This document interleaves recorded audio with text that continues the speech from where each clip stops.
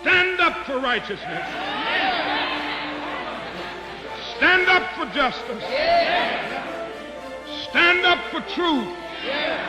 I truly believe that thoughts are the greatest vehicle to change. We do not care whether the cat is black or white, as long as it can catch mice. We choose to go to the moon in this decade and do the other things, not because they are easy, but because they are hard. Victory in spite of all terror. Victory however long and hard the road may be. To those waiting with bated breath for that favourite media catchphrase, the U-turn, I have only one thing to say. U-turn if you want to. The ladies not for turning. You cannot swim for new horizons until you have courage to lose sight of the shore.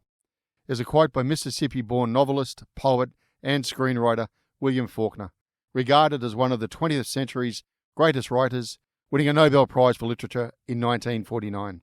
I thought this was an apt quote for our guest today.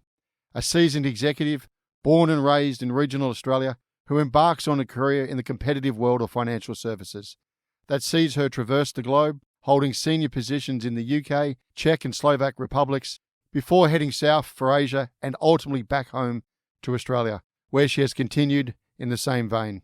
Our guest today is Alexis George, Chief Executive Officer of AMP Limited, one of Australia's most well-known organisations.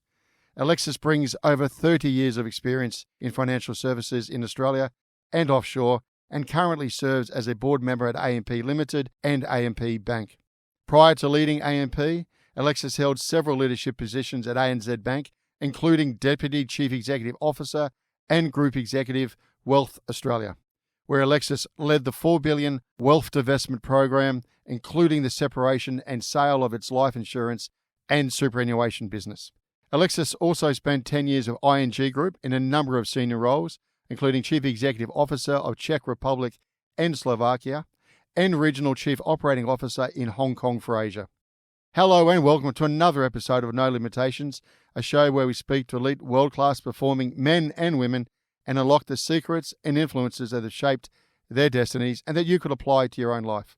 For our first-time listeners from all over the world, please don't forget to follow on your preferred podcast platform and share with your friends and colleagues.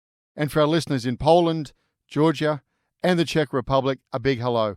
I am your host, Greg Robinson, Managing Partner of Blenheim Partners, board and executive search firm. In this engaging discussion, Alexis shares her journey, whether it's in Eastern Europe or Asia Pacific, with a cross-section of cultures or solving multi-layered problems. We gain a glimpse of her ability to seize and create opportunity. Not one to shy away from a challenge, and tasked with leading one of Australia's foundational companies, AMP, we hear of her early days, joining during some turbulent times and in the heart of the pandemic. With no one in the office, Alexis sets about communicating her message and sharing her vision, mindful of the significant heritage and excited by the enormous possibilities. She offers insights into the day in the life of a CEO as she and the team lead the turnaround, a journey of transformation, instilling a culture of transparency, accountability, and customer-centricity, paving the way for a future of innovation and growth. So sit back and enjoy Running Towards Fire. Alexis, welcome to the show. Thank you very much. Somewhere I read your line was, I'm competitive, but I'm not naturally ambitious, but I am a risk taker. What's your definition of risk? Well, I think if people look at my career, and probably going to Prague is one of the most bold examples of that. I remember when I said I was leaving Australia to go and become the CEO of Czech Republic and Slovakia. Yep. People said to me, what are you going to eat? Like, it was quite bizarre, some of the views about what I was doing. Whereas for me, that was an adventure and a real ability to test myself in a different environment. So I think that's one particular example. My younger career, and I've told this story many times, I was working for PwC in London and was told that I was on the partnership program, and I went home that night and I thought, but I don't want to be a partner. So I just went in the next day and said, I'd like to leave, and I took 9 months off and backpacked around South America for an experience. What made you actually do that? You sat back and thought, I don't want to be a partner long term. Pretty quick decision, so you can make decisions swiftly. Yes, some would say sometimes too swiftly. I just realised that I wanted to be somewhere where you could actually make a difference rather than advise on making a difference. And so for me, that was just a catalyst to, I suppose, make a decision. Now, there was another thing I read in the press. At ANZ, you're regarded as the best people manager in the bank. That's one. I don't remember reading that. Yeah, I don't think we made it up. But so I guess my question is, Alexis, is then what is leadership? Look, for me, I think it's a very special thing to be able to be a leader, and I'd like to treat it like that. And for me, that means being the best I can every single day. And maybe that's not 100% every day. We all have down days. We all have up days. But it's really working hard. I think you can't be a leader unless you work hard. It is about constantly working on yourself, learning, being curious. I think it's surrounding yourself with the best possible people you can and making them better by spending time with them and helping them to reach their full potential. And I actually do think it's caring and being passionate about what you do. Like, we spend a lot of times in the work environment, and I think if you don't love what you do, if you don't believe in what you do, if you don't have a strong purpose about what you do, you can't be a great leader. And they're really important to me. So what, does financial services float the boat then? Well, it does. I mean, I probably accidentally fell into that, but I actually think our industry is incredibly noble in terms of what we try to do. We create a better financial security for people, typically as they move into the retirement phase. And I think that's a wonderful thing to see people benefit from what our industry provides. It's an amazing thing. Now, you're in charge of one of the most iconic brands in the country. But it's a turnaround. It's a rebuild, I assume. What made you take the role? Yeah, it's an interesting question. You just talked about decisions before. I would like to think I'm not a terribly egotistical person. Yeah, I certainly don't think I'm stupid. I work hard. I learn constantly. But when I looked at AMP from the outside, it clearly had been through a difficult period. I believe I had strong experience, especially in the wealth side, but with the benefit of ANZ on the bank side as well. And you know what? I actually thought I could make a difference. I understood the company. I understood the environment. I understood the industry, and I thought that's what it needed. And I really wanted to make a difference. And when did you commence? I commenced, during COVID, which was not ideal. Correct. To finish up or to start somewhere. And so I started in August 2020. Was that 2021? See, look how bad I am. That's 2021, August 2021. So I left ANZ in May 21. It was probably one of the saddest moments because I remember leaving ANZ and I had a great experience at ANZ, but we were in the middle of COVID and I remember having to hand my things back on the last day. And I walked around the floor. No one was there except me, saying goodbye to the empty offices and left. And of course, had planned, as you do, to have 3 months of gardening leave. And we had a few holidays planned with my husband, none of which we could go on. Yeah, right. So I spent the entire gardening leave literally in the garden, as we were allowed to go 5 kilometres from our house. Yep. So not the ideal time to finish or start in a new job. What was the brief? I was given a fairly broad brief. When I started, I thought that the conclusion of the AMP Capital transactions would have been done. Yep. That clearly wasn't done when I arrived. Yep. So I think the brief had to change quite significantly from what it was, which was to build a wealth and banking arm to really deal with the AMP Capital side of the business as well. And look, what do you think about AMP Capital? So you had 2 choices there. Could have gone for a listing, and obviously it was sold. Would it have made much difference if it had gone for a listing, do you think? I am 100% believe the right decision was to find good owners for those businesses, and I think we did that. I have no doubt about that being the right strategy at that time. Okay. So where are you from originally? Well, I'm from a very small town called Bega on the far south coast of New South Wales. Yep. Good dairy country? Very good dairy country. about 4,000 people live in Bega. I always say about half of them were my relatives and the other half were married to my relatives. So you from the land? You from the land? There. We were town kids, as we were called, but had a lot of relatives who owned dairy farms around the area. Okay. And where did the whole idea about moving from Bega, commencing the career in finance begin? It's always funny, I get asked about that a lot. And my mother was number 8 of 9 children. And so clearly in that era, not a lot of money or time for her to go to higher education. So I just remember from a very young age my mother saying, you'll go to university, you'll go to university, you'll go to university. And being the compliant child that I was, I just always wanted to go to university. So I never, ever probably questioned that I was going to go to university. And, you know, the competitive nature comes out and I worked hard at school. So I'm not sure if that's why, but certainly that was an element of, you know, studying hard, wanting to go and do something different. Take the safety route, Bachelor of Commerce, major accounting? Well, I'm not sure it was a safety route. It's funny, you know, I always wanted to be a doctor. And I remember the school counsellor told me I wouldn't get enough marks to be a doctor. And I thought, oh, I will get enough marks to be a doctor, which I did. I did get enough marks to be a doctor. Okay. But I think, you know, you remember in those days that the children of today would never remember it, but you had to tell the school counsellor what you wanted to be when you left. And I remember sitting outside the office and thinking, the reality is I'm coming from a small town. My parents aren't wealthy. I'm going to have to move to the city. Being a doctor is not that practical. So I'm very practical.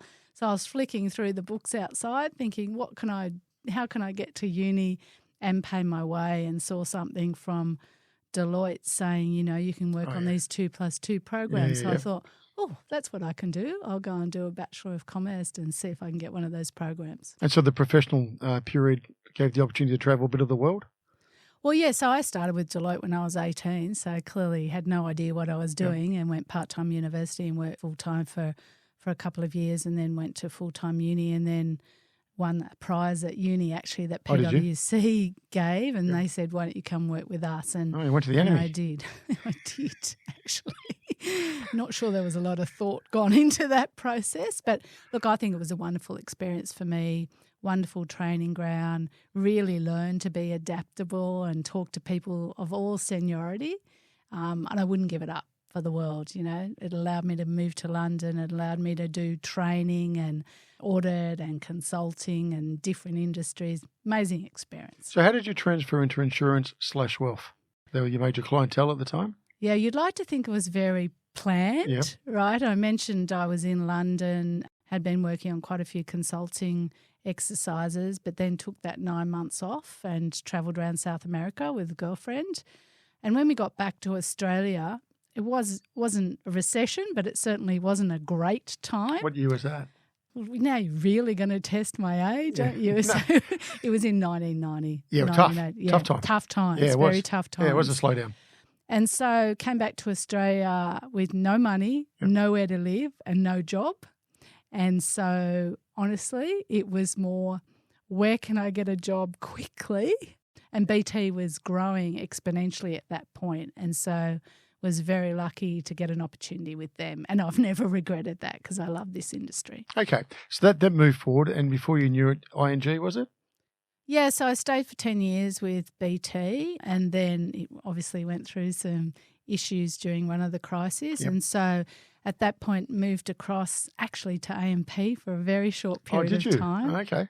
To run their custodian business, which got sold to BNP. So I had to very quickly move to BNP and then from there move to ING. I had a young family at that point and the travel to BNP and back to Paris was just extensive. So just made a decision, had some colleagues in ING that I would move to ING. Okay. And then how did Slovakia and Czech Republic come about? Yeah, I was lucky enough at ING that they wanted to be the CEO of Australia and they said that's great, but to do that you need to get some offshore experience with ING in one of their bases and a couple of us went through some tests and some interviews and I was lucky enough to be selected. And so they said, where do you want to go? My husband is English, so it was a good time for us to get to Europe to be closer to his family. Yep. And I suppose the opportunity came up I clearly didn't speak Dutch, so that was more difficult to be in the head office. Yep. They said you can go to Prague or you can go to Warsaw. Praha. Oh, yeah. Praha. Yeah. Oh, Warsaw as well. Yeah, okay. Poland. Yeah, yeah. And, I had kids Yep. and obviously a husband and dogs, and just felt that Prague was a better place for us to go and live. So I went to be the CEO of Czech and Slovakia across their digital bank, but also their funds management and their insurance business. So what did you learn? What did you learn about people? What did you learn about yourself? I have to say those 4 odd years were, from a personal and a professional perspective, some of the biggest learning years. I can tell you what I learned about myself. One, I'm incredibly resilient because, I went there. They'd only ever had Dutch male CEOs. Yep. They suddenly got a female from Australian. I think they thought someone was arriving from Mars, quite honestly. And I remember the first time I went and did this speech, your first speech is really important. I thought I'd done a wonderful job, very motivating. And the HR manager came to me and she said, they could not understand a word you said. Do you think you can speak with an English accent? And I'm like, the twang. Okay. The twang was not very easy to understand. So I learned resilience. We went through the global financial crisis whilst I was there. So I learned to make decisions quickly because it was about survival. Was the business in bad shape? Well, I think our business was okay, but ING obviously went through some Exposure. serious problems at that time. Yep. And you know what? I learned to be adaptable as a leader and that you have to change to your circumstance sometimes. I've got a line I'm not willing to cross, but you have to move within that line. And Czech people are different to Australian people. They have different expectations of their leaders. Slovaks are different to Czechs and they have different expectations of their leaders. And me bumbling on the way I would behave in Australia just wasn't appropriate. And that's actually you have to learn to change. What did you find out the nuances? Is it control and command are very straightforward? There is a real respect for you as a leader and an anticipation that you will be able to solve all problems and make all decisions, which is something we did work on because I don't think that's very healthy. But also, just silly little things about where you sat at the table in a meeting, right? If I didn't sit at the top of the table, they would think you were weak. Now, in Australia, you sit wherever you want. You rock in, you sit down, which is what I did the first meeting. But that didn't work for them. So that's something I can easily change to make a better difference for them. So I think that was really important. I think sometimes they really liked me to be driven in a car. I don't know why, but that made a difference. I know they're silly little things, but they were symbols that were really important for the people there. But similarly on other things, I felt that the benefit of the team all being involved in decision-making was important. So we did a lot of work on that, which I think they were grateful for as well. And tried to learn the language. 2 different economies as well, right? Yeah. Czech Republic far better than Slovakia. Yeah, and one in the euro and one not. So you had different economic environments as well. Certainly Czech Republic, a wealthier country than Slovakia. And also very different culturally, very, very different culturally, which is something you don't understand till you live there. So that's what I mean. I think I really learned to adapt there. I got to spend a lot of time in the rest of Central and Eastern Europe to understand the different cultures and ways of working there, which was very useful for me in later life, just learning to, read the room, understand what your boundaries are, of course, but also adapt. People need you to be adaptable. Did you experiment much? Like as you say, you're learning. Did you do lots of experimentation on your leadership style? Because there is an opportunity and a half when you're away, and when you're away from home, you can be different as well, right? You're invisible to a large degree. Yeah. So I think that's right. You can be a bit experimental. I have to say when only a small portion of the workforce speaks the language that you speak fluently, you are quite reliant on other people to make sure you can get the right message across, and that's something you have to learn to understand as well. But I definitely think you can experiment and maybe not be as consistent as I think you need to in your home country. Consistency is important for people, but you can trial a few things. So what happened when you finished that posting? Yeah, well, my daughter was coming into her high school years, or the latter part of her high school years, and I felt it was really important that we get her to a bigger school because she was international school there. And so actually we were planning to come back because I'd finished my contract plus a year and a bit. Okay. We were planning to come back to Australia, and then the CEO of ING said, listen, why don't you go to Hong Kong? We've got a big Asian business there. We're looking to IPO it, like you to be part of the IPO team. So we discussed it as a family, really with my husband, and, decided that would be a great opportunity for us. So we moved from Prague and to Hong Kong for a few years. And what did you find in Hong Kong? What was going on then? Was it the Brits had pulled out by then, or what had happened? Yeah, we're well past that. So I think probably in that generation where it was actually really thriving, very energetic, lots of expats there. Look, it was fantastic. Can-do attitude everywhere. Yeah, really. I mean, I love the energy of Hong Kong and what you learn from that experience. And I was in a regional role. So, again, I got to spend a lot of time in China and India and Thailand and Malaysia and Singapore, and just really understanding Asia. And I don't think you can understand it till you live there and you live with the people. And so amazing opportunity, actually, but so different from where I'd come from in terms of energy and wanting to get on, speed, agility, all of those things. And what do you think of Asia compared to, experiences you've had, particularly in banking? The speed of banking, the technology, your competitors, an enormous amount of competition when you ultimately come back home and the pace that we work. Well, I think they really do push the limits in terms of digital, sometimes in terms of risk, being willing to take more risk. Yep. And so that changes, especially in Hong Kong. Everyone's into the stock markets, which is not the case here. Yeah. I think one of the things that fascinated me most was just, I suppose, some of the understanding of financial products. And, still Australians largely are not interested. So that was actually really fascinating for me as well, how in somewhere like Korea, the thought of them not having life insurance really worried them, whereas Australians don't really think about it at all. So really fascinating, those differences about the understanding of financials, because, largely they have to look after themselves, right, in retirement. So there's a whole different focus when you have to look after yourself in retirement. Absolutely. What made you come home? Look, it just got to the point where my daughter at that point was going to university. Yep. And I must admit, I was certainly encouraging the Australian route at that time because I love my family dearly, and the thought of them being a different country, despite the fact I'd done that, was, So she came back here to university. My son had come back here to school because he didn't love living in Hong Kong. We didn't know how long we were going to be there. So he was here at school, and I just didn't want to be an absent parent. So it was time to come home to Australia. And then what, ANZ?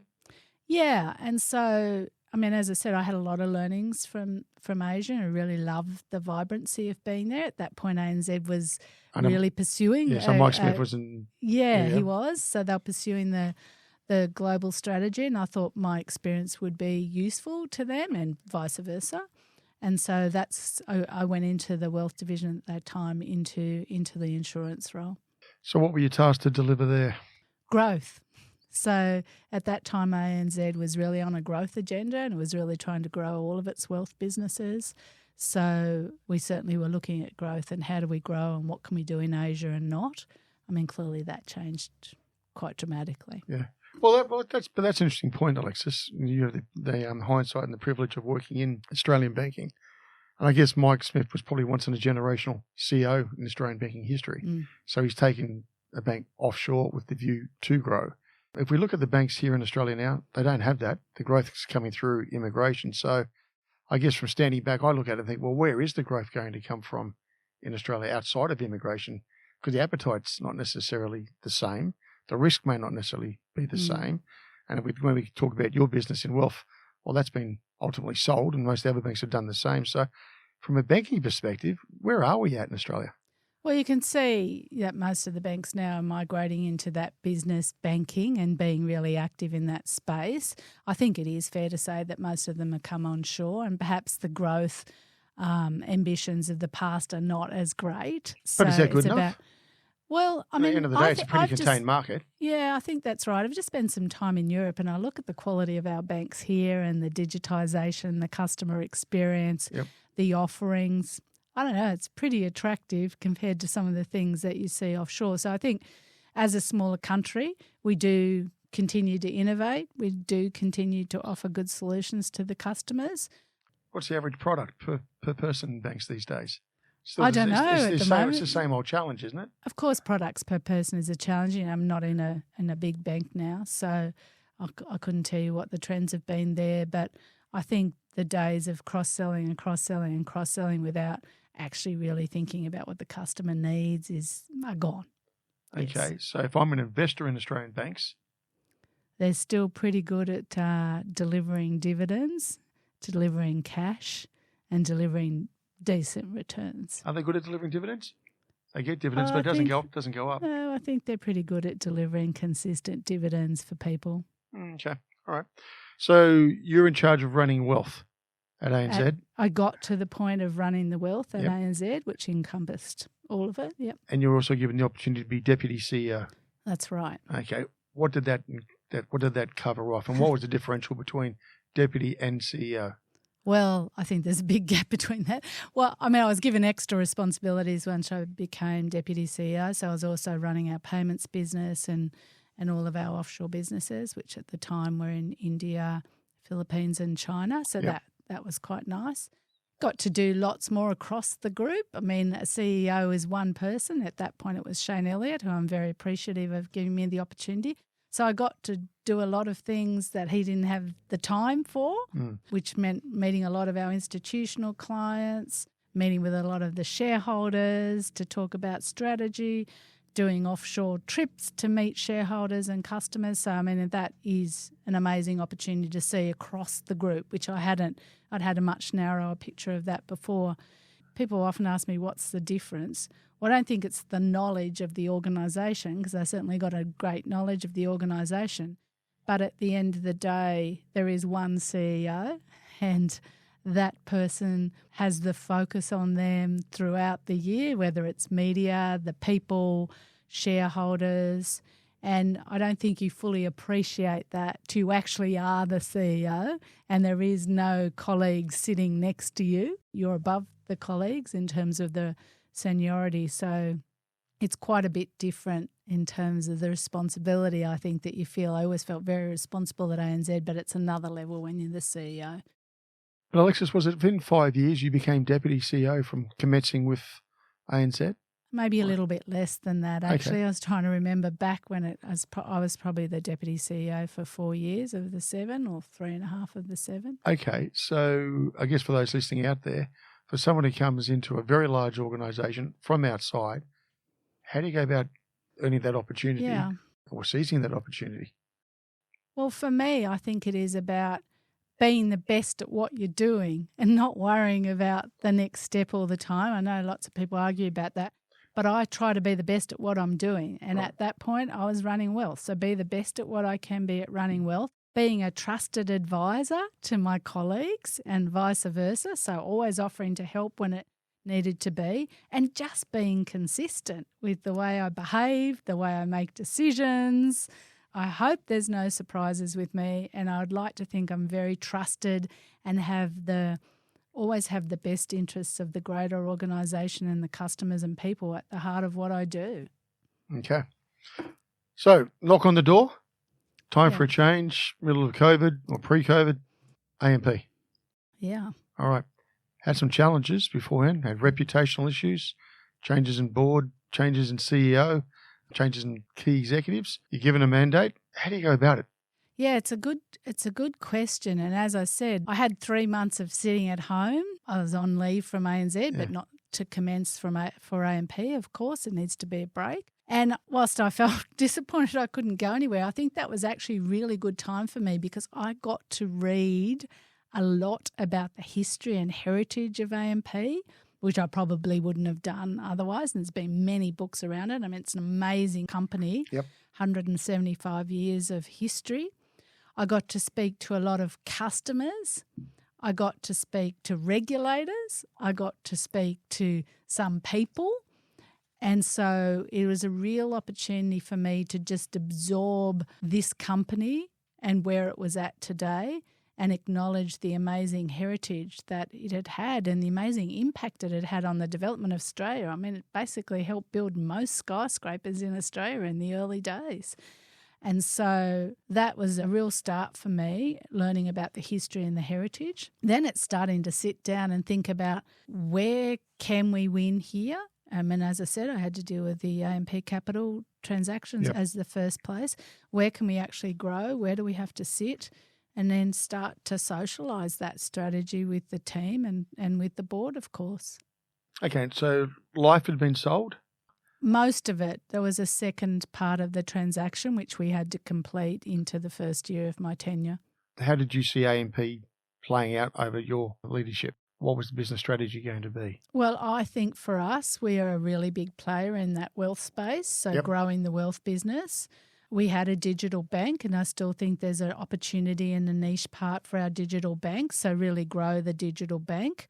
We had to stabilise our advice business. So that's in terms of what's the core business.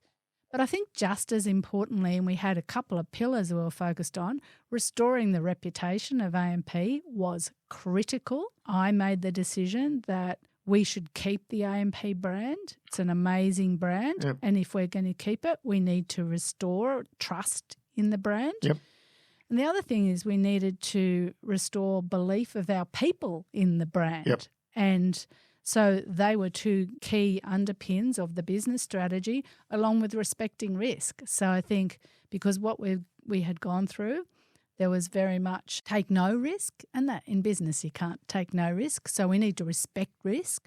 We need to be conscious of risk, but we need to take some risk. So I think those three elements were really important as well. So restore the reputation, restore people's belief in us, respect risk, and of course put the customer first. Make sure the customer is always first at the centre of everything we do. Okay, so if you go through each of those, how did you go about it?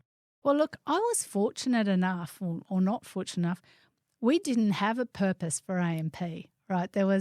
We had this... What, no mantra, no slogan up on the wall or anything like that? So there was, the heritage of AMP was a certain friend in uncertain times, which I really love, like it goes straight to your heart, right? But there was no mantra up and there was no values that the organisation had determined. So that's pretty amazing opportunity for a new CEO, right? Yeah. And we did not use a consultant. We sat down from within the organisation and built our purpose, which is helping people create their tomorrow, and built our values. And our staff kind of presented to the values they wanted to have. My only insistence was it not be about corporate speak, because we need to change the culture to be more agile, to take a few more risks, to be learning. And so I think that really built a momentum that we did it that way, together with our head of people and culture, and really build it from within. But how was morale? Like you said, you've walked into a place which has had some different challenges. Yeah. You're the new CEO. COVID, you're now coming in. You've been studying all about the history. You've got your first 100-day plan, surely, when you're going to make some changes as well. Yeah, of course, you have to, right? 100-day, 90-day, I don't think it matters, but you've got to have a new direction. Morale wasn't wonderful at that point. You mentioned it. We'd had a lot of changes. I think we've had stability now for quite some time, which actually makes a difference. So how do you communicate the message then? I'm out there. So talk us through that, because I remember seeing some of your stuff and I thought it was outstanding. So how are you doing it? Well, firstly, I think it's being me. Being authentic, but being there all the time. So I communicate transparently. We have to make change. This is where we're going to have to make change. It won't be great for everyone, but it'll be good overall, and make sure I am always communicating. Every single month without fail, we do a town hall where people can ask whatever they want. I make sure every single month, at that point I did it every single week, but now I do it every month. I meet with a group of just junior staff and we just have a chat. But for the first 3 months, I did it every single week with a volunteer group of 10 or 12 people, happy and unhappy. So just being there, reinforcing the message time and time and time again, answering the questions honestly, authentically, and as transparently as you can, and being honest about the fact that at the end of the day, I'm a CEO of an ASX-listed company, and I cannot tell everyone everything. But where I can, I'll be honest and transparent about the impacts, what we're doing, why we're doing it, why we're doing it, why we're doing it, and what that means for our people and our customers. That's the inside or the outside? Yeah. Well, clearly we're in a different situation on the outside that we had some negative press. So I think it was a point of just being stable, getting stable internally and the momentum building internally, to the point where I felt that we were in a position to start talking externally as well about the changed organisation, where our direction was, why we're different, and we are different today than we were 5 years ago, 10 years ago, 20 years ago, but why I believe that this is a great company, will be a great company in the future and really has a role to play in financial services. And no surprises for our shareholders, right? Our shareholders don't want surprises. So being boring is sometimes good. What did the customers start telling you, Alexis? It's interesting because at AMP, everybody wants AMP to succeed, whether it's customers or the community.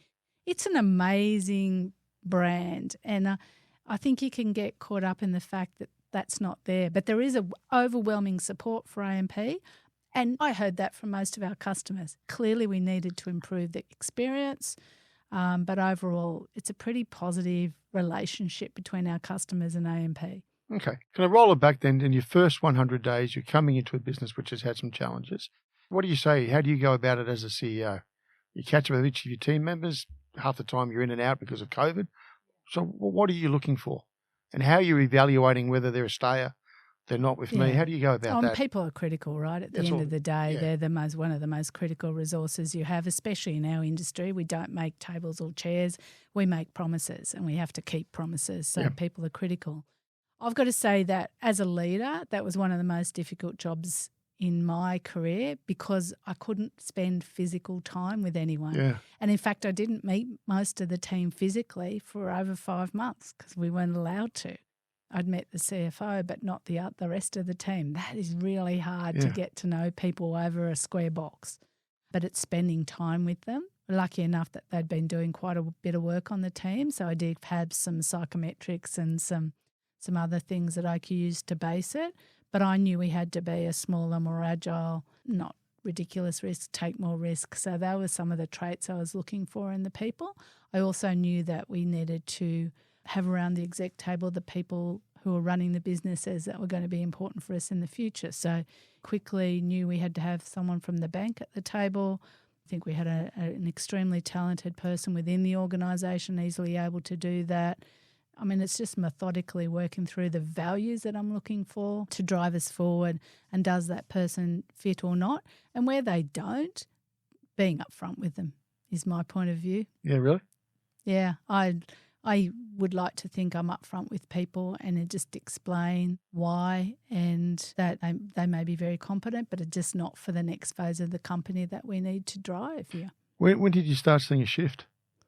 Yeah, look, I think you're always on this journey, right? Yeah. And we are on a transformation at AMP. We're also on a cultural journey, and I think that never goes smoothly.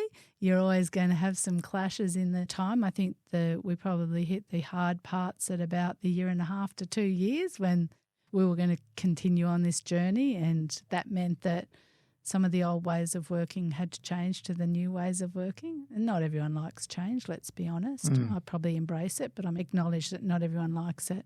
So we're still on that journey today, but I think we're in a lot better position today. So what's the change, Alexis, between the old ways and the new ways? If I was going to knock on the door and get approached by someone to say, would you consider joining AMP? Well, I'd like to think that we're pushing decision-making down, that we're taking some risks, that we are trying new things, like whether that's AI. We probably never would have touched that years ago. Okay. And, that we're being honest about when it's failed and why it's failed, and that's okay to fail as long as you learn from it, fix it, and don't do it again. So I'd like to think there's some of the ways of working that we've changed. and maybe quick to decision making, which is what you said before. I don't think we're perfect now, but I think we're taking decisions. Yeah, was it a meeting culture, was it? I think in many big companies you can get to that, and I think AMP was a very big company and it's now not so big a company, so getting rid of some of that committees and meetings, yes. Okay. And look, what sort of traits do you look for in leadership?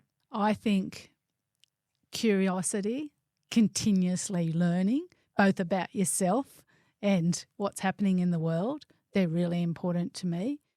I think being passionate about what we do is incredibly important. I think caring about people, because we are a people business, is incredibly important. I mean, you have to be smart, let's be honest. We deal with a lot of complex things. So being able to be smart enough to move between different things and make different decisions. And lastly, but by no means least, for me, one of the critical things is being a team player, because you can't be great as a leader if you don't have a great team that you're working with. Okay. So the business is broken down to what now? How would you break for the people out there? Well, I think I break our business into a few components.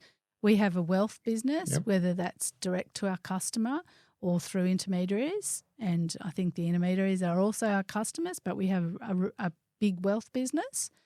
We have an advice business, which is becoming increasingly important in a very complex world. And we have a digital bank. And, I mean, that's the way I kind of look at our businesses. And we have a similar wealth business in New Zealand, which is aligned to our Australian business. And on top of that, we have some large partnerships still. You know, we have partnerships in China with a pension company that we continue to help grow.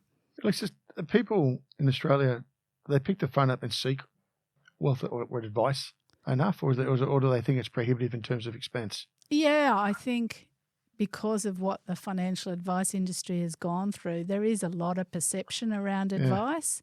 I think in our environment, it is incredibly difficult to understand the interplay of the pension system with the super system, with aged care, different tests for every one of those. You structure your assets better, you can get a bit of the pension. So, But I'm living longer, so we live longer. So it's up to me. I should get some advice, should I not? I am one huge proponent of advice. I think it makes a difference to people's lives.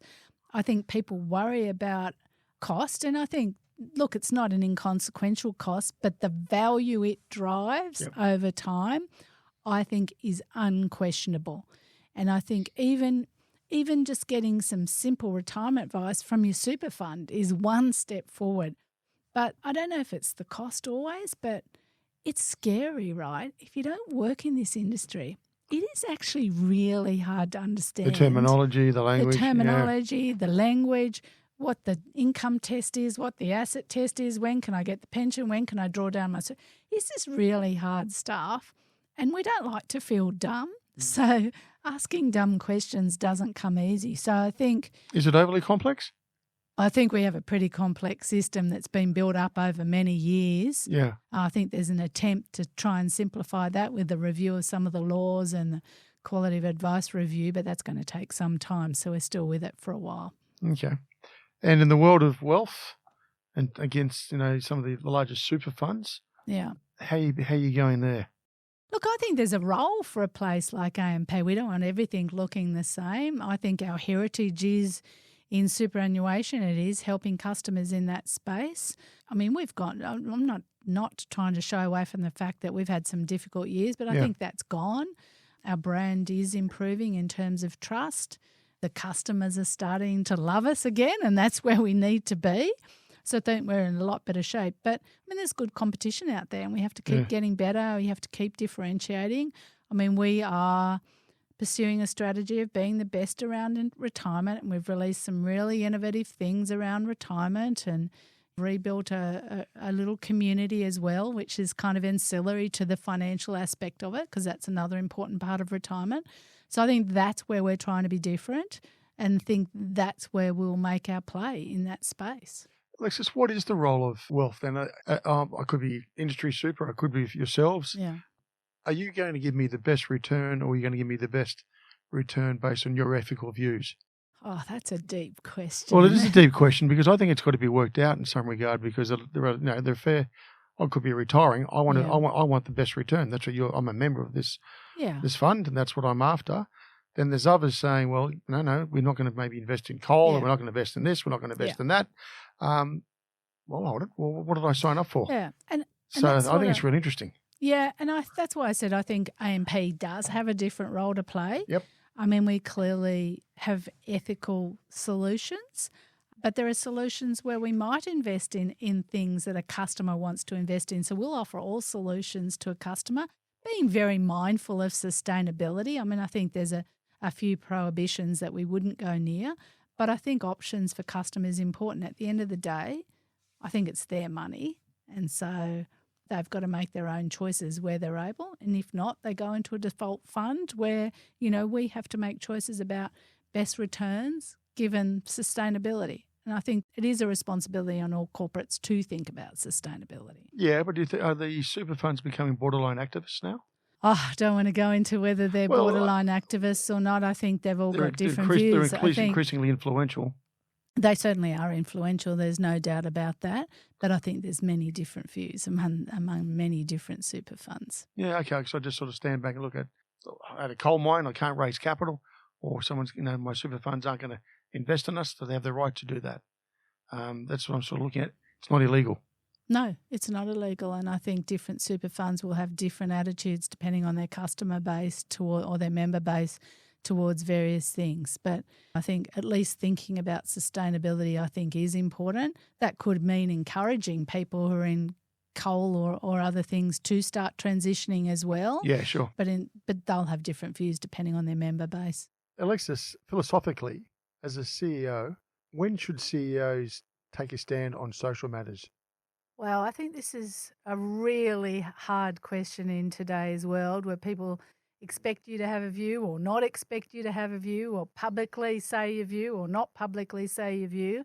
I spent a lot of time thinking about this over probably the last 5 years, and I'm really clear in my mind, unless it's related to our business quite deliberately or specifically related to our business, or I feel an expert in it, that it's not my role as a CEO to make comment about that. I do think it's our role to educate people in our organisation about that, but I think you've got to be pretty clinical because it's a really difficult one to navigate today. Getting more pressure on it?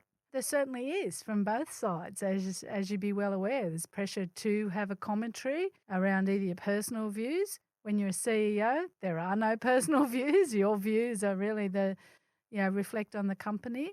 And there's people who think we shouldn't have a view at all. At the end of the day, we're part of the broader community. I try and make sure I stick to that rule. Is it related to our business, or am I an expert personally for whatever reason? Okay.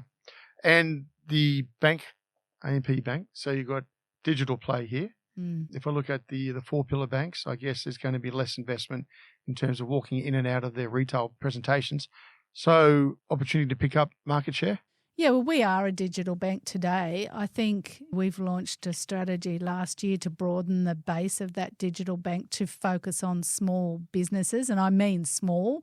We're talking about small and micro, not small, medium. So it's less than 20. Because at the end of the day, we need to diversify our deposit base. I mean, Australia's a very competitive market. We're a smaller bank, so we have to diversify our customer base, diversify our deposit base. We can lend any money that we can raise through our mortgage portfolio. So that's what that was about, just providing better capability for that small and micro business, which is someone we understand. We've worked with advisors, we work with mortgage brokers. They're all typically in that kind of space. That's the space we understand. And we did it with a partner because to build anything like that from scratch, it's just too big an investment for us. And we don't have capability, which is why we went with the partner. Alexis, how hard is it to do a rebuild or repair whilst being listed? Yeah, well, you're under the spotlight when you're listed, right? Yeah. You're under the spotlight because you have to deal with ASX rules and all that comes with that, and that could be a whole conversation. Yep. Clearly, shareholders want return regardless of who they are. Yep. And, things don't always happen as quickly as all those other stakeholders would like. So it's not easy, but at the end of the day, our shareholders like our customers, pay our salaries. So, I mean, they have a right to my time and they have a right to understand where we're going and why we're going there. Okay. And where do you see the Australian economy at the moment then? Yeah, that's an interesting one because it's, I'm still very optimistic about our economy. People always ask me, are we going to have a recession? I think the answer is probably not, but for some people it probably feels like that at the moment. The cost of living certainly does impact.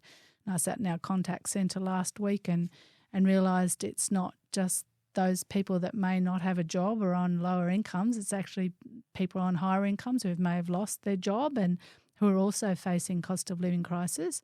But I'm optimistic about Australia. I think we still have good economic growth. May not be what we've experienced over the last few years. Immigration is certainly helping with that. Inflation, while it bounced up a bit in the last months, seems to be trending down. So optimistic, but I think the next year and a half is going to be more difficult for people here. So what do you see the banks doing? So is there going to be more opportunity for you guys to pick up market share then, or what am I as a consumer going to be doing? Am I going to be shopping around? Am I going to be changing? All the evidence suggests Australians are far more willing to change now in terms of banking. And that's a good thing for us because we're predominantly a digital bank. That is exactly why we're launching our small business strategy, because that probably is an underserved market by the big four. Yeah. They certainly focus on the SME, but it's the higher end of the S and the M. And so that's where we absolutely think we can make a difference. That's where our brand resonates as well, because we do have a brand and it'll be purely app-based. So, we don't have branches. We don't intend to have branches. And as a consumer, if I used up all my savings, which I picked up during COVID? I don't think you've used up all your savings, but there definitely is a trend towards the savings that were built up to be decreasing. We're starting to see that come through in the bank. I mean, if you look at the arrears and the hardships there, they're growing, but they're not something that worries me. Australians clearly care about their home. Yep. And where there are problems, we still see increases in the property market, so there's the opportunity for them to cure that. But, I mean, yes, some of the savings from COVID are starting to come down. Yeah, another thing I was reading, Alexis, East Coast Australia, per capita, we're in recession. Well, that's what I kind of sometimes think, whether we argue or not about this recession. Definition of recession. I'm telling you that, for some of our customers, it feels pretty tough out there at the moment. And I think it's important to recognise that. And we've got a government who's investing enormously in expenditure into this economy. Well, we've got a budget coming very soon, so we'll wait to see what happens there. The infrastructure is going to be quite significant. I think we'll see some expansionary budget. Which means more inflation. We'll have to wait and see. Yeah. I don't want to predict what the inflation prices are. As one economist said to me a couple of weeks ago, we make weather forecasters look good, Alexis. Right. Alexis, are you happy with the way it's going? I'm never happy. I'm always happy as a person, but I always think we can go faster, do more. But I'm very happy with what we've achieved over the last years. I feel proud of where the organisation is and how the team have stepped up to bring us to where we are. And I think it really is our opportunity for the future. That's the way I look at it. What's changed now in your communication? Well, I don't have to do as much because I think originally I had to be out there the whole time selling the story of what we're going to be, why we were going to be that, why we needed to change. But I think it's still important. I have a team in place that I really trust and help me enormously in making better decisions, so they take on some of that. But in terms of the essence of my communication, nothing. I think it's important to be consistent, authentic, transparent as best we can be, and I never want to shy away from those things because at the end of the day, I'm the CEO. Okay. And for all those critics out there, Alexis, you said change the brand. Yeah. Right decision not to? I believe so, but I'm sure those critics would still say. It's interesting, right? We're obviously looking at our reputation all the time, and I think over the last 3 years we're right up there now in terms of improvement, and I feel comfortable that's where we are. Building a brand that is known by most Australians from scratch is hard work. Yeah. So how do you build trust then? I guess that's lost. That's been lost. So how does a business build trust? In my view, consistency, right? Consistently delivering on your promises, not making grandiose promises that you can't or won't consistently delivering on the promises that you make, whether it's to your people, whether it's to your customers, your community or your shareholders. That's what I think it's about, consistency. Okay. Why would I want to come and join AMP? Because it's exciting. Honestly, it's exciting. And I say that to any new employee. If you come to our place, we are not a Big Four bank, right? But as a result of that, you'll get to see a lot more things. We are working on some innovations that you'll get to see and work on. And we're in change mode. So whether it's working on an AI, whether it's building our little startup around community for retirement, whether it's out there hustling with the customers, it's exciting to be there. So the technology play, how big is it going to be in terms of AI? I know the other insurance companies are looking at it, wealth companies are looking at it. The efficiencies there could be outstanding. What do you guys see? I see that AI is going to change financial services, going to change probably our society and certainly our company. Is it going to happen this year? No, it's not. But I definitely think there's a role for it to improve customer experience, improve people experience, drive efficiencies. So I'm a firm believer that it's going to create change, positive change, if it's well governed, because otherwise it can create very negative change. But that's where I sit in this equation. Okay, and the other flip side is the negative one, which is cyber. Yes. I mean, like any financial services person, and I get asked all this all the time, I don't worry that we're not delivering best advice to our customers. I know we are. There's going to be an odd occasion where something will go wrong, but we'll fix it.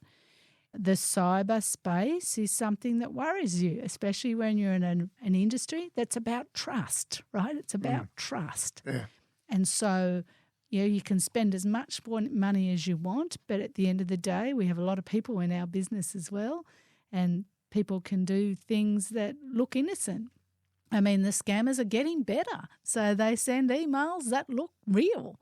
And so that is something that we worry about, that we do a lot of education on, do a lot of testing on, make sure we have the right infrastructure. But it is actually something that I worry about constantly. So town halls, or how do you inspire now? Definitely have a monthly town hall without exception. Still get all the questions? Still got all the questions. Still answer them to the best of my ability. If I can't answer them, I do a little video or post afterwards to answer them. Make sure I answer all the questions. Make sure we survey the staff about what they want. Make sure I still have those lunches every single month. Make sure I go to the events that the staff are attending. I think all those things are really important because people are important in our industry. Okay. How's it reflecting in share price? Well, the share price I can't control. Correct. I wish I could, yeah. So but I can't. Is it where you think it should be? No, anywhere where you think it should be? Surprised? What? I mean, every CEO is going to tell you they'd like their share price to be higher. Yeah. I think my job is to make sure we keep delivering on the strategy, we keep delivering on the promises we make to the market, and the shareholders at the end of the day decide what it's worth. But I mean, that's what I have to do. I think it's important to listen to the shareholders, but at the end of the day, I have to balance short term with long term. Yep. That is my job as a CEO. That means listening, but it doesn't mean that I always have to do everything that's requested of me, because I've got to drive long term as well. So what is the toughest part of the role? I think just remembering the long shadow that you cast. I probably naturally laugh a lot and have fun, and that's great. I think that's important. But you've got to remember that people are watching you all the time. And as soon as you do something different to what you say, they'll be looking at you going, what does she really mean? So I think that long shadow is really important to remember. Pretty lonely in the corner office? It can be. I've been lucky enough to work in this industry for a long time, so I have lots of friends that I can call on for help when you need it. But at the end of the day, it's your job. And I remember when I left ANZ, the CEO said to me, it can be a lonely job, and remember, that we're all here for you. And that was a really good piece of advice. Ask for help when you need it. And when you're working through strategy or making the big calls or the big decisions, I guess the old classic question is, when do you take the time to think? Probably not enough. No, but I am really careful about that. I walk for an hour most mornings by myself. Okay. and with the dogs, but by myself. Yep. That is my thinking time, making sure I have clarity for the day about what I need to achieve, make sure I'm thinking about what we need to do longer term. And also, I mean, I've always got a podcast on in the background. Doesn't mean I'm always listening. It's always prompting you to think about something else. So that is really important for me. I think it's important for my physical health, but my mental health and how I approach the day. And I am getting better now. We're in, a stable situation of having that time during the day. Before, like many people in these roles, you'd be running around to half-hour, 1 hour meetings. I now do try and make sure I have time during the day to stop and think. And as a team, we've been doing a bit of work on that. Pressure? I don't think You feel it, or I don't think I do. I mean, of course, there's days when you go home and you feel a bit of pressure. I'm pretty good at compartmentalising, so I love my work. I love going to work, but also I know I need downtime to be healthy, so don't typically feel pressure as long as I'm doing the best I can. So what is an average day? What time are you out of bed? I'm an early riser, so I'm usually up before 6 or just naturally that's the way I like it. Yep. As I said, go and do exercise in the morning. I really like to do exercise before I go to work. Yep. So I typically would get to work, I don't know, before 8, but around that time. Yep. And then I'm sure we have functions a couple of nights a week, so you end up at functions a couple of nights a week. Yep. And then, get home, I don't know, by 7 most days. Okay. New ideas, where do you get them from? You travelling much and looking for them, or what are you doing? Yeah, I've just come back from the UK, so that was a great to understand what's happening over there. Anything in particular? Well, I think AI, everyone's testing AI. No one's cracked it in terms of scaling up yet, but certainly that is the theme, I would say, over there. A lot more startups in the UK. It's certainly a more vibrant environment till that, but you also see what's happened with the banks over there in terms of the regulatory environment and what's happening. So I think travelling is important. I got the opportunity last year before the horrific situation in the Middle East to go to Israel and see what was happening around cyber and AI as well with some industry people, so that was important. But I'm a podcast addict, so I'm constantly listening to whatever topic I'm trying to learn about when I walk in the morning, and I read a lot. I think learning is incredibly important in today's world, not becoming internally focused. And have you changed much as a leader from ANZ to AMP? Fundamentally, no, I would say, except for the fact that I'm aware that I am the CEO and the shadow I cast is very long. I'm not one of the colleagues. And that is different. I don't think you understand how different until you're actually there. Okay. But not fundamentally as a leader. Okay. The question always comes up around diversity. Yeah. And I know you're a member of the CEW. Mm. What is actually diversity in this country, do you think? Well, in terms of what I think, I think hopefully diversity is about bringing everyone into the workplace and allowing them to be themselves. That's what diversity is to me. I think making sure you have that at every level of your organisation is incredibly important because you get to groupthink otherwise. So we can all look at the stats. It's better for profit, it's better for engagement, it's better for customers, but I truly believe that. And I think we still haven't fundamentally dealt into the gender issue. We've got cultural issues to deal with in terms of diversity, but I'd like to feel in my lifetime that it was equal playing field for all. Keep going, Alexis. So what do you mean by the equal playing field for all? I still think it is, it is harder for women to get to the senior ranks. That may be by choice or otherwise, but that's an environmental issue. They're making choices not to do that. And so I think we as a society need to address that. And I think all people need to be in that conversation, not just women. I think men need to be in that conversation as well about how do we have diversity at the most senior levels of our organisation as well as through the entry-level ranks. Was it hard for you? It's interesting. I've had a lot of great people support me in my career and that has certainly helped. I think, there's times I look back and I think when I was a senior exec and I'd be travelling with the senior execs, I'd often get asked, are you the EA of XYZ? Oh, right. And so I think it's, you have to earn the respect a little bit more rather than be given it. What would be your sort of advice to the up-and-comers out there in that regard?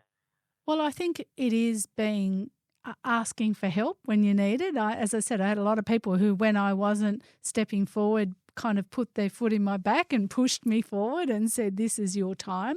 Without them, I wouldn't be here today. And so I think recognising that you can't do everything by yourself is important. And it's all the things we talked about before, making sure you work hard, continue to learn, do the job you're doing the best you can, not always thinking about what's next. I know that's important, but I think those basic things, I think we've got to a point now where there's a real focus on this and we're measuring equality and we're measuring inclusion. And I personally think that's a great thing. Okay. Who do you bounce things around with then? So many people. Yeah. Depending on what the problem is. But if it's a business problem, I speak to someone I trust every week about what's happening in the business and making sure they challenge me on certain things. I think that's important. As I said before, I have many friends in the industry, so if I'm battling with something, I'll often talk to the person I feel is best equipped for that. And that helps, and have a coach at the same time. You have a coach? I think that's important. It's like any team, right? You need someone to be observing you and saying you said that, but you did that, and just keeping you honest. And I think if you want to be a great leader, it's important that you have that independent feedback about how you're performing. You change your coach every couple of years, Alexis? I haven't changed it since I've been at AMP because we're still in that. We're doing some coaching at a team level at the moment, so that's someone new we've brought into. But I think that's probably a good, healthy thing to change the coach. Okay. So what's the focus for the next 6 to 12 months? For us, it really is now, I'm not saying we're past all of the things that we needed to deal with in the past, but we've dealt with a lot. We've dealt with some of our class actions, finished most of the transactions. So for us, it is about growing the business, making sure that we can really deliver on that specialism around retirement across the whole businesses. That's what it's about for me, and keeping the customer at everything we do, centre of everything we do, never forgetting why we come to work every day. Okay, sounds easy. So how do you keep the customer in everything you do? I think we're really challenging on ourselves at that at the moment. I've just brought someone onto our executive team who constantly has the customer hat on in our executive meetings. Yep. Was that planned? No, but I think it's great that they're sitting there with the customer hat on and keeping us honest all the time. And so I think that's the way we have to keep driving, having that one person who's constantly, oh, great, but what about the customer? What about the customer? And what's the cost of losing a customer compared to winning a customer? We all know it's that. the old There's 7 to 1, 8 to 1. Yeah, we all know that's the reality of still what we do. It's a lot harder to find a customer than to try and keep a customer happy. Am I shopping around as customers in Australia now? I think because we live in a digital world, it is easier to do research if you're so inclined. But, I mean, most people leave because they're unhappy about something, right? That's the reality. So I know that's been the adage for ages, but I still think it's true. Okay. And in terms of technology, if I'm one of your customers, I can look up on my phone exactly what I've got invested, et cetera, et cetera.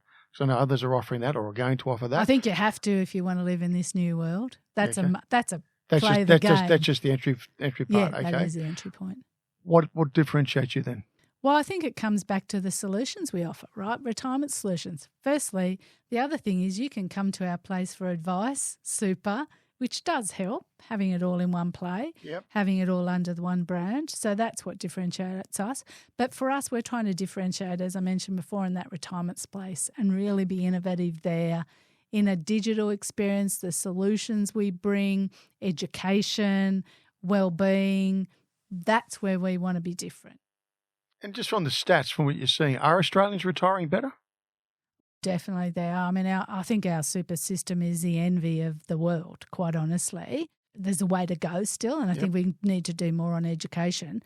But in terms of the basis of saving for retirement, I think we're great. On the basis of what do we do when we retire in terms of solutions, we've still got a way to go. Okay. Right? So I think, but saving and the balances that people who have been in the super system their entire lives will retire with, we're the envy of the world. I think we can do more in that retirement space. Because if I look at some of the workers we sit here today, many Australians are still passing away with significant parts of their retired balances. And that kind of feels strange That's why they never spent you're it. giving your kids the retirement you didn't have. Yeah. Like, that doesn't make sense. So I think we've got to work to do in that space. And, we could debate the reasons for that forever. And should we be tapping into super as we're coming through for my mortgage, etc.? Oh, wow, where do we sit on that one? That is such a debate at the moment. Well, what's the numbers on that? What's it going to affect me long term? I mean, I think the super system as we have it today is really going to allow many Australians to have quite a dignified retirement. So I think the purpose of super is important, and making sure the purpose is important, because it really will change people's lives. So that's certainly what I adhere to. Okay. Any other new products coming? We keep innovating in that retirement space. So there's lots of new products. Of course, we've got a new bank that we've talked about which will be launched in the first quarter of next year. So there's quite a few new things coming. But I don't think it's always about products as well. We've talked about experience, and that's what customers are looking for today. I mean, I think in financial services, you've basically got to be a technology company today. So how do we give them better digital interactions? How do we help educate people in a friendly way so they don't feel like they're asking those silly questions? There's some of the other things we're working on at the moment as well. And just on that, doing your world travels, where do we sit in terms of using technology, not from the customer's point of view, but from a company point of view, the expertise that we have? Are we behind? I don't think so in terms of, as I said, I've just been in the UK. If you look at some other more startup-oriented nations, yes. But I think in terms of more traditional places, we're still pretty digitally savvy country. I mean, we tap and go everywhere. So I think we certainly strive. I'm not sure there's a great environment here for startups, and that's something we're going to need to address over time through capital and support to help them, because that's important. But in terms of the customer experiences that we deliver, I think they're pretty good, actually. Okay. And do you guys have incubators? Yeah, we have a couple that we're working on at the moment. Okay. Potential for acquisitions in this market? I mean, I think there will be consolidation over time. I want to make sure that we're in that space. We're in a space to be able to deal with that at the right point in time. My focus and the team's focus over the last couple of years has been on stabilising, strengthening the balance sheet. We're in a good position now for all that, and you've got to do that groundwork to be able to even think about something like that. And Alexis, I guess broader from people out there, cashless society has been talked around a lot. What's your thoughts on that? It's interesting because someone was asking me about that today, the number of cashless transactions versus cash transactions, and we know that I think that in Australia now it's above 80%, something like that. But we have an inordinate amount of cash still circulating in society, which for me is constantly fascinating, I must say. I don't know about you, but I don't carry cash anymore. I think I've got $30 in the back of my phone just for emergencies. But there is always going to be a need for cash, and that's clearly been a hot topic in Australia over the last couple of months, and something that will need to be resolved. Okay. Finally, going back to your where the business is at, type of people you're going to be bringing in now would be different to what you recently had. Yeah, I think for any financial services industry, but particularly for ours, they would have traditionally been, 30 years in wealth, 20 years of wealth in the senior states. Now you do want, when we are talking about AI, I'm not a digital native, so we're bringing digital natives onto our governance committees to help me understand where we should go. So I think it is a brand of more curious people. It is a brand of a mixture of technology and telcos and wealth and bankers, where I think 10 years ago we would have all been looked and felt the same.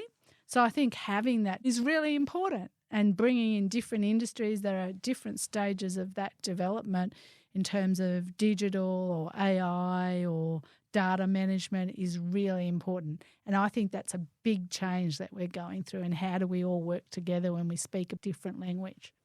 Okay. What should a customer be asking if they're going to be looking for a partner? Yeah, well, that's a big question. I think they want someone... Because it is confusing. It is confusing. I think they want someone who's trusted. I think that's really important. I think because we're in a trust business, as I said before, so I think trust is there. I think someone who's going to be able to work with them through their lifetime is really important. I think someone who can help with the financial education as well as just provide the products is really important. And I think someone who genuinely cares about that customer and is there for them in their times of need is important for a customer. How do you know all of those things? Because let's be honest, our financial literacy is poor. It's really hard. So I think it comes back to the brand, and that's why the reputation and trust in the brand has been of paramount importance to the team and I. Okay. Alexis, for those who are up and coming thinking about taking their career steps, the old language resilient, authenticity, et cetera, keeps coming up. But you've walked into an enormous play and you've done a terrific job. What would you say to those individuals about when that opportunity comes, not to run away or to lean in? What advice do you give? I say go for it. Run towards the fire, not away from it, because I think that is it's those jobs that you learn the most from, that you gain the most from. And so I think taking risks, is really important. And I think standing up and taking those jobs that maybe not everyone wants, not always worrying about going up the ladder, as long as you're adding to your skill set, that's just as valuable. Because sometimes I think we get obsessed with going up the ladder rather than adding to the skill sets, which will help you in later times. And remember the relationships. Relationships are important, and don't burn them. And if you were to look back at that young lady growing up in Bega all those years ago, what advice would you give her now? Yeah, look, I probably wouldn't give her any advice, to be honest. I think it's a very different world that we live in today. I think just go for it is probably what I would say. Take the risks. Leave Bega. It's going to be hard, but it'll be fun. On that, Alexis, thank you very much for joining me today. Thank you very much. You've been listening to No Limitations.